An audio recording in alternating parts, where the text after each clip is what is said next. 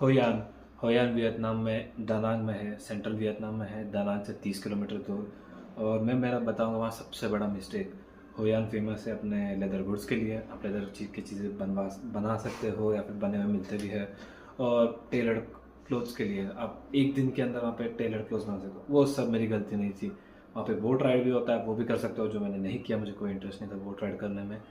पर वो भी मेरी गलती नहीं थी। मेरी सबसे बड़ी गलती वहाँ पे थी, वहाँ पे एक क्या बोलते हैं मार्केट लगता है लेक के रिवर के पास।